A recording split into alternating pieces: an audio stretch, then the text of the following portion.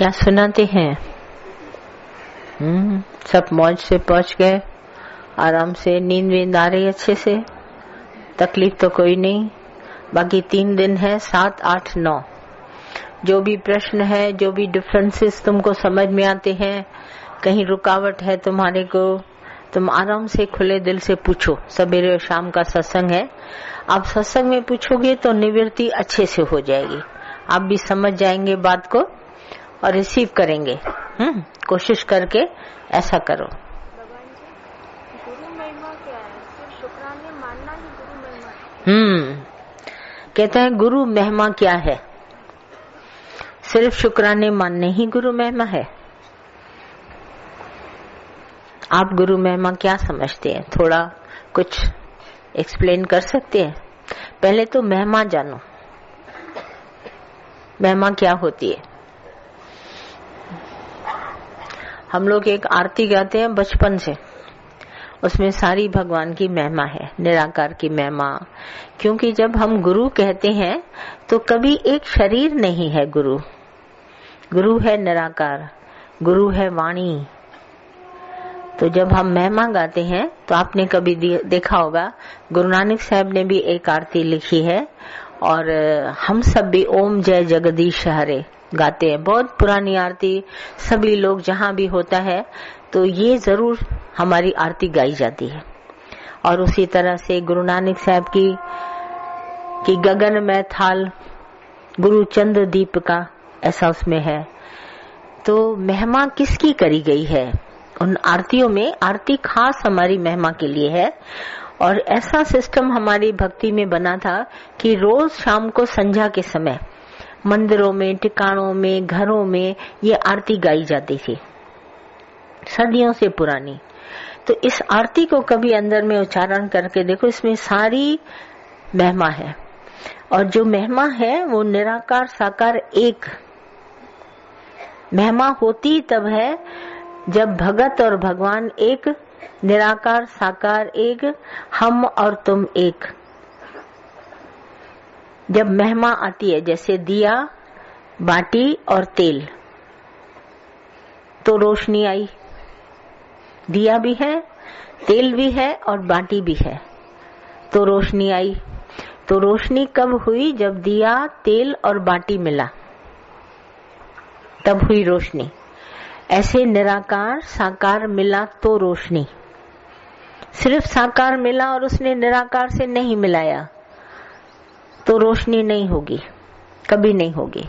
गुरु ऐसा जो हमको निराकार से मिलाए, निराकार साकार एक दिखाए, तब वो हुआ रोशनी। आप निराकार की महिमा न करो, सिर्फ साकार की महिमा करो, उसके गुणगान गाओ, तो कभी तुम्हारे अंदर में रोशनी नहीं होगी। जब निराकार साकार दोनों को जान जाओगे, तब जो महिमा गाओगे वो रोशनी करेगा तुम्हारे जीवन में। जैसे ओम जय जगदीश हरे हम कहते हैं, तो ये जगत है, उसका जो मालिक है वो भगवान है। वहां पर उस आरती में जगत और भगवान को एक कहा गया। गुरु नानक साहब की आरती में कहा गया कि ये सारा जो आसमान है वो है एक थाल, उसमें आरती हम कर रहे हैं। तो चंद्रमा जो है वो दीपक बना है, सारे विश्व की तारेगण सब खड़े हैं, हवा पवन झुला रही है, सबको अंदर में सांस दे रही है। उसने निराकार को इस तरह से कहा महिमा गा के कि साकार ने निराकार की इतनी महिमा बताई कि ये जो सारी प्रकृति है उस निराकार की आरती गा रही है। तो महिमा होती तब है जब निराकार साकार मिला।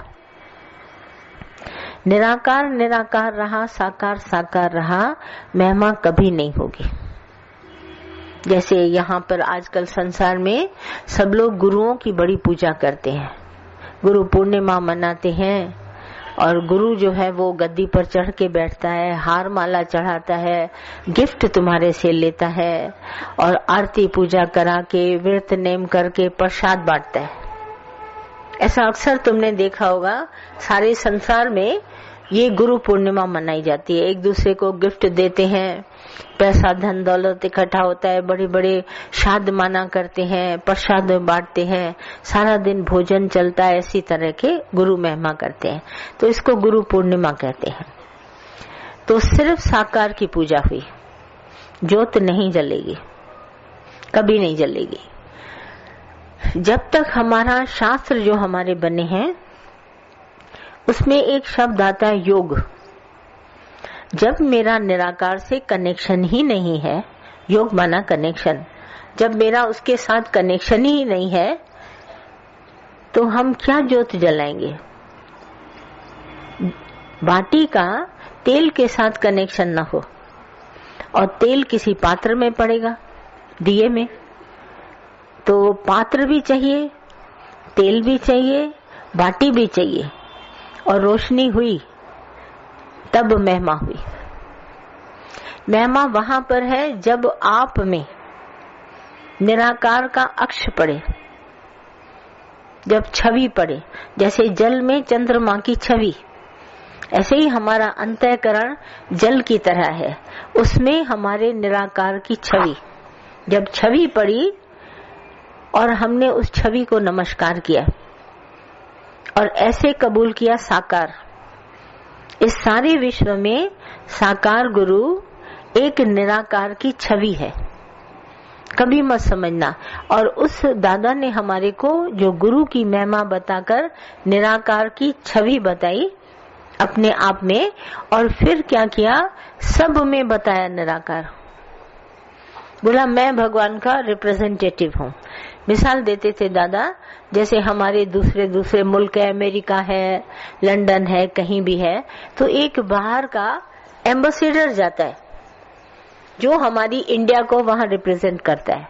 हमारे बिहाफ पर, हमारे प्रेसिडेंट के बिहाफ पर, प्राइम मिनिस्टर के बिहाफ पर वो बोलता है। वहां वो नहीं जाते, वो शहरों में मुल्क में काम करते हैं, मगर इनका रिप्रेजेंटेटिव वहां जाता है और वहां पूरे इंडिया की सब बात बताता है। तो दादा ने बोला, जैसे हम हिंदी में उसको दूत कहते हैं, तो दादा ने कहा मैं भगवान का रिप्रेजेंटेटिव हूँ, मैं भगवान का एम्बेसडर बनके तुम्हारे शहर में आया हूँ, मैं तुम्हारे को निराकार की सारी बात बताऊंगा। तो ये क्या बना जो निराकार बना, निराकार की बात बताने के लिए तो सतगुरु हमारे सामने आया, जैसे दिए में तेल का रूप, पानी में जल का रूप। तो जल में चंद्रमा की छवि पड़ी, दिए में जब तेल पड़ा तो बाटी ने संग किया, और पात्र माना हम ऐसा हृदय लेके आए जिसमें वो तेल पड़ा, वो हृदय जिसमें साकार की छवि है, और बाटी निराकार का रूप है, उसने ज्योत जलाई। तो क्या मिला, पात्र, गुरु और निराकार, तो बना दिया। अब दिया सबके अंदर ज्ञान का जल गया। ये है महिमा। अगर इसमें पात्र न हो, गुरु पूरन न हो और बाटी न हो तो रोशनी कभी नहीं होगी। तो इसके लिए महिमा तब होती है जब हमारा इस तरह कनेक्शन है निराकार के साथ, साकार, निराकार और पात्र। हम ऐसा पात्र बने, जब हम ऐसा स्वच्छ पात्र बने, तो जब जैसे हम कल थे, मुझे अपनी तस्वीर याद थी, आज गुरु के मिलने के बाद मैं क्या हूँ ये मैंने अपने आप को स्वयं देखा। तो मुझे लगा कि जरूर कोई जिंदगी में ऐसी करामत दिखाई है, वो गुरु है। तो ऑटोमेटिक आपके अंदर से महिमा निकलेगी, कुदरती निकलेगी। आप उठते बैठते साकार गुरु का शुक्राना मानेंगे। हम दादा का शुक्राना मानते थे। दादा कहता है मैं तुम्हारा शुक्राना अपने गुरु को भेजता हूँ, मैं पोस्ट कर देता हूँ। तुम थैंक यू मानता है मेरा, मैं उसको पोस्ट कर देता हूँ, मैं भेज देता हूँ गुरु के पास। ऐसे ही साकार गुरु के पास जितना शुक्राना लोग मानते हैं वो सारा निराकार को जाता है, कभी नहीं अपने पास रखेगा। तुम्हारे अंदर से जब महिमा निकलेगी तो ऑटोमेटिक निकलेगी। तुम उठते बैठते शुक्राना, वाह भगवान, शुक्राना तुम न चाहते हुए भी निकलेगा, कुछ न कुछ जरूर तुम्हारे अंदर से ऐसी बात निकलेगी। तुम बैठे बैठे अपने में सपने में खो के बोला क्या थे, आज हम भी इन लोगों की तरह इस तरह लड़ाई करते, सारा दिन खाने में पड़े रहते, सारा दिन घूमने में पड़े रहते, सारा दिन वस्त्र और सोना चांदी पैसा बटोरते रहते। देखो आज हमारे को गुरु ने कहाँ खड़ा किया। इन वस्तुओं की आवश्यकता नहीं महसूस होती, और अगर गुजारा होता है तो थोड़े में गुजारा, और छटापट ऐसा काम करें फिर अपने आके काम में लगते हैं। तो ये है साकार की महिमा, जो वो साकार जो तुमको निराकार दिखाए। दादा बोलते थे इसी डील में कहीं और तुमको न भेजे, इसी तुम्हारे शरीर में साकार गुरु तुम्हारे को निराकार से मेल कराए। तो देखो आज हमारा ज्ञान चलता है दादा का, तो हम सारी बात ऐसे कैसे आपको बताते हैं। आपके अंदर प्राण है, प्राण में आपको भगवान की सत्ता है। तुम कैसे हंसता है, कैसे बोलता है, कैसे खाता है, कैसे खाना पचता है, तो आपको इसी शरीर के अंदर निराकार की महिमा बताई जाती है। और आप भी इस बात पर गांठ बांध लेते हैं, बिल्कुल सच है, क्योंकि इसको आप अंदर महसूस करते हैं। जब आप इस बात को महसूस करते हैं अंदर, तो आपको कहीं जाने की जरूरत ही नहीं, अपने अंदर आपने देख लिया।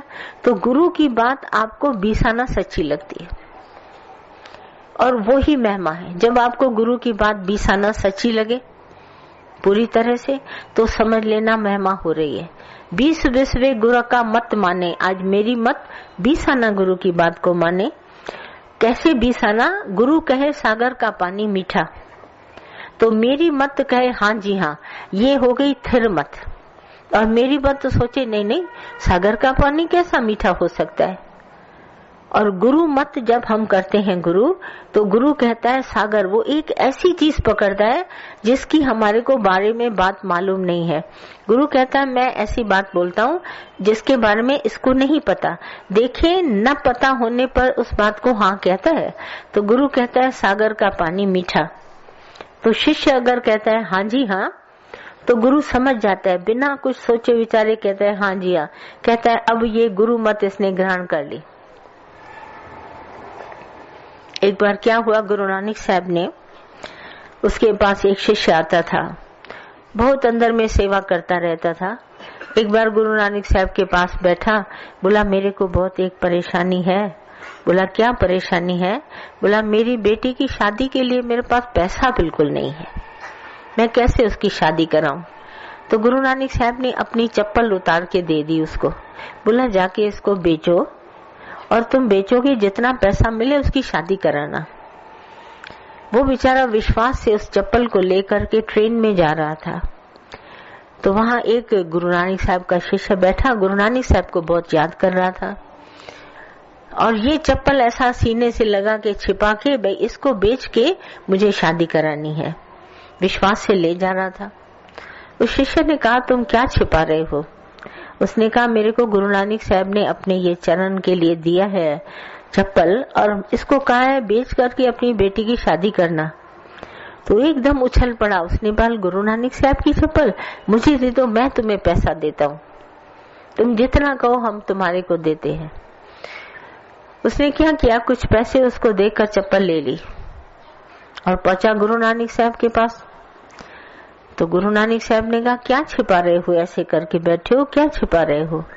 बोला साईं बात मत पूछो, आज वो फलाना शिष्य आपका ट्रेन में जा रहा था और मैंने उसे ये चप्पल खरीद ली।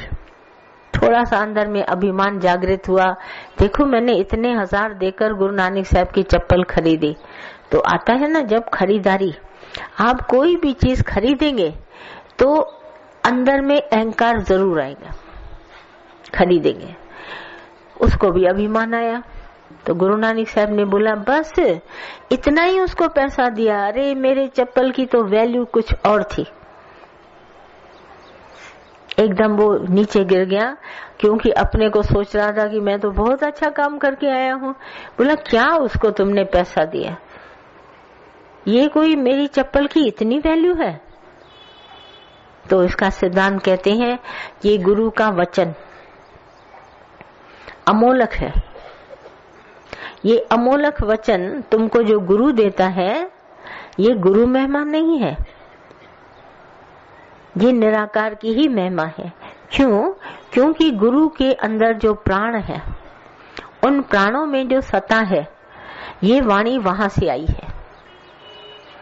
गुरु